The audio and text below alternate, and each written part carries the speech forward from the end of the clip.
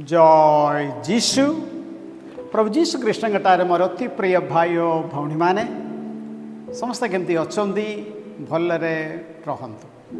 आसत आम मैंने शुणा योहान सुसमाचार अध्याय 1 पद संख्या 19 रु 28 जाए।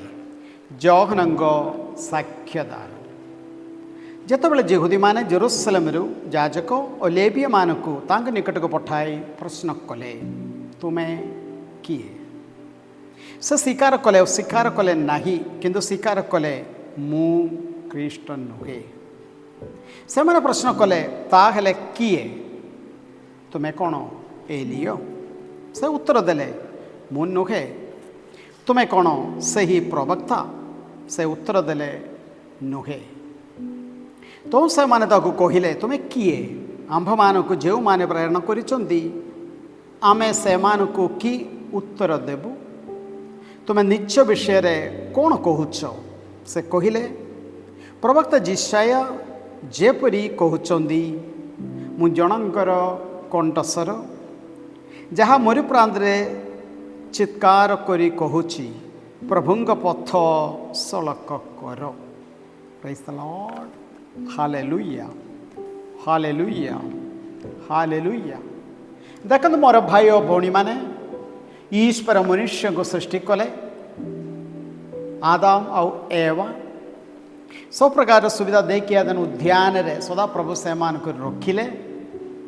शैतान षड़यंत्र पड़ी से ईश्वर विरुद्ध रे पाप कले किंतु जो मनुष्य को से प्रेम करते से मनुष्य को से पाप रे छाड़िबा पाई ईश्वर इच्छा नथिला आउ से मनुष्य को पुणित्व तांग निकट को फेराई आनिबा पाई ईश्वर करितिबा पिता ईश्वर करितिबा बड़ गोटे योजनार परित्राण कार्य अंश की जीशु से पिता ईश्वर यही पृथ्वी को पठाइले। त्राणकर्तांगर आगमन अपेक्षा रे लक्ष मान उपवास करुले प्रार्थना करुले हेले प्रार्थनार उपवास लक्ष मान सामने से जीशु को परिचय देवा बड़ गोटे दायित्व ही दीक्षाहुर योहान को ईश्वर देउथिले।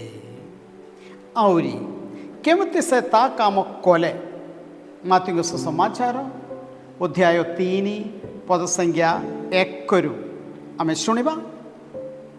सही समय रे दीक्षाहुर योहान आसी जुदेयार मोरि प्रांतरे एक प्रचार कले अनुताप कर कारण स्वर्गराज्य सन्निकट। ए सही व्यक्ति जहाँ विषय प्रवक्ता जिशाया यह कहते मोरि प्रांतरे उच्च स्वर कहूबा जनंगर स्वर प्रभुंग पथ प्रस्तुत कर ताहांग पथ सुगम कर। योहान अठलमर वस्त्र और अपना कोठी रे चर्म निर्मित गोटे कोटिबंद परिधान करुथिला और तांग खाद्य पंगपाल आउ वन मधु थिला। से समय जेरूसलेम समग्र जुदेया तथा जॉर्दान निकटवर्ती अंचल समस्त बासिंदा तांग निकट को जाऊथिले। से माने निज पाप स्वीकार करि ताहांग द्वारा जॉर्दान नदी रे जल दीक्षा ग्रहण करुथिले। Praise the lord praise the lord. और ताहांग निकट को आसुथिबा लोकमानंकु तांगर प्रचार शैली स्टाइल केमती थिला। अनेक फारिसी और साधुक्य माने दीक्षित हेबा निमंदे आसुथिबा देखी से को कहिले रे विशुद्धर सर्पर संतान गण आगामी क्रोधर बलायन करबा निमंदे किए तुमको सतर्क कराइला। अनुतापर योग्य फल धारण कर।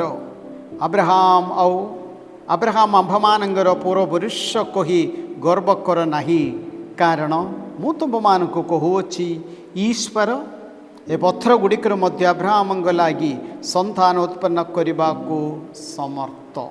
Praise the lord praise the lord. हेले दीक्षाहुर योहान आसिले वाक्य प्रचार करने को आरंभ कले आउ निश्चय लोकमानंग मध्य रे कन्फ्यूजन संदेह सतरे ए किए त्राणकर्ता अपेक्षा से माने रहुतिले किंतु त्राणकर्ता परिचय ଦେବା ପାଇଁ ଆସିଥିବା ପ୍ରବକ୍ତାଙ୍କର ଯୋହନଙ୍କର ବାକ୍ୟ ପ୍ରଚାର ଶୁଣିକି ସେମାନଙ୍କର ମନ ଏପଟେ ନା ସେପଟେ। ୟେସ୍, ଯେତେବେଳେ ଯିହୁଦୀମାନେ ଜେରୁସାଲେମରୁ ଯାଜକ ଆଉ ଲେବିୟମାନଙ୍କୁ ଲିଡରମାନଙ୍କୁ ସିଧା ଯୋହନଙ୍କ ନିକଟକୁ ପଠାଇଲେ। ପ୍ରଶ୍ନ, ତୁମେ କିଏ? ଯେଉଁ ତ୍ରାଣକର୍ତ୍ତାଙ୍କର ଅପେକ୍ଷାରେ ଆମେ ରହୁଛୁ, ତୁମେ ସେହି ତ୍ରାଣକର୍ତ୍ତା କି? ସେ କହିଲେ, ନାଇଁ ମୁଁ ନୁହେଁ। ତୁମେ କ'ଣ ଏଲିୟା ଉତ୍ତରେ ଆସୁଛନ୍ତି କି? ସରି, ମୁଁ ନୁହେଁ। ନା ଆଉ ଜଣେ ପ୍ରବକ୍ତା?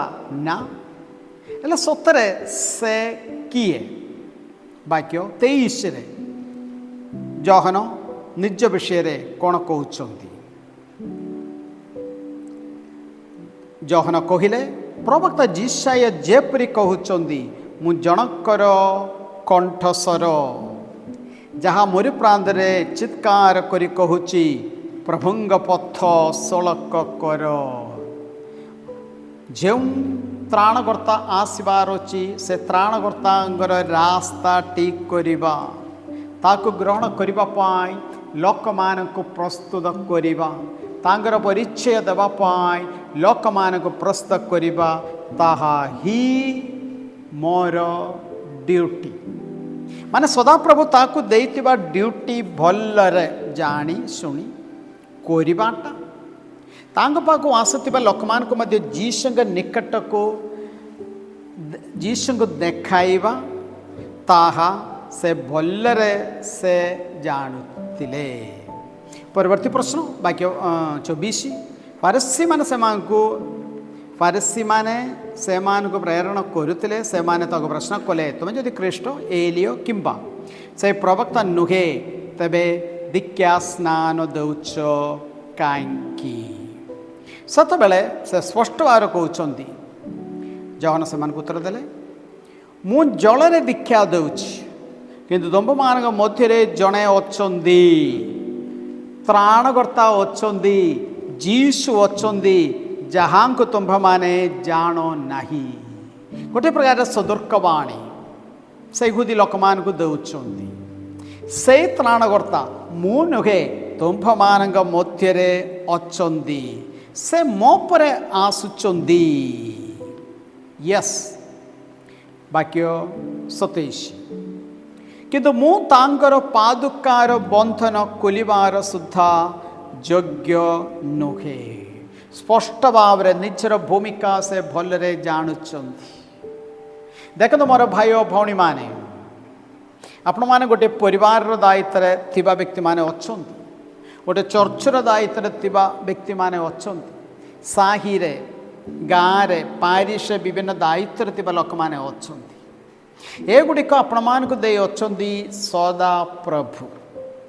ଏଗୁଡ଼ିକ କରିବା ମାଧ୍ୟମରେ ଅନ୍ୟମାନଙ୍କୁ ମଧ୍ୟ ପ୍ରଭୁଙ୍କ ନିକଟକୁ ଆଣିବା ଦାୟିତ୍ୱ ହିଁ ଆପଣମାନଙ୍କର। ଏହା ଭଲରେ ଜାଣନ୍ତୁ। ଗୋଟିଏ ପରିବାରକୁ ଆମେ ଯିବା ମା ବାପା, ଆପଣମାନଙ୍କର ଡ୍ୟୁଟି ଅଛି ସେ ପିଲାମାନଙ୍କୁ ଯୀଶୁଙ୍କୁ ଦେଖାଇବା, ସେମାନଙ୍କୁ ଯୀଶୁଙ୍କ ନିକଟକୁ ଆଣିବା। କେତେ କାଳ ଆପଣମାନେ ଏ ପିଲାମାନଙ୍କ ସଙ୍ଗେ ଥିବେ, କିନ୍ତୁ ଯୀଶୁ ସଦା ସର୍ବଦା ସେମାନଙ୍କ ସଙ୍ଗେ ଅଛନ୍ତି। ଦୀକ୍ଷାଗୁରୁ ଯୋହନ ଆମ ସମସ୍ତଙ୍କ ପାଇଁ ବଢ଼ିଆ ଗୋଟିଏ ନମୁନା ରଖୁଛନ୍ତି।